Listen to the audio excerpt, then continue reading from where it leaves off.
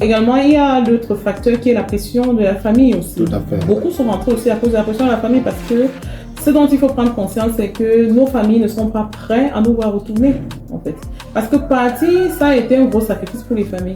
Pour beaucoup qui sont partis, on est tous issus des familles pas très riches, en fait. On est tous issus comme ça des familles qui se sont battues. Les parents ont fait du commerce, les gens se sont endettés dans les réunions. Donc, on a retroussé les manches, en fait. On s'est sacrifié parce qu'à l'époque, ce qu'on a dû dépenser comme somme, c'était un sacrifice pour la famille, pour partir.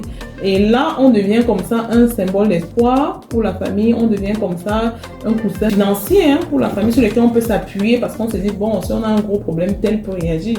Donc, se lever un matin et se dire qu'on décide de retourner en Afrique, clairement, il faut être préparé à ce que ce soit pas une bonne nouvelle, forcément pour nos familles.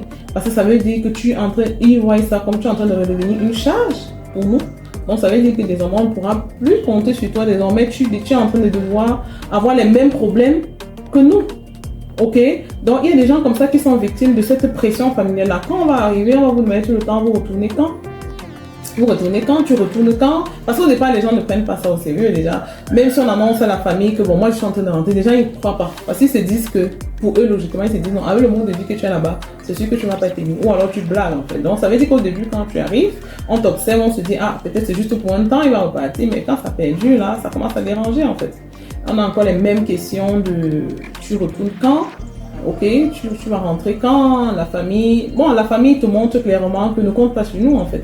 Parce que l'objectif c'est quoi? Il faut qu'on te mette mal à l'aise pour que tu comprennes qu'il faut repartir en fait. Ouais, donc tu poses problème.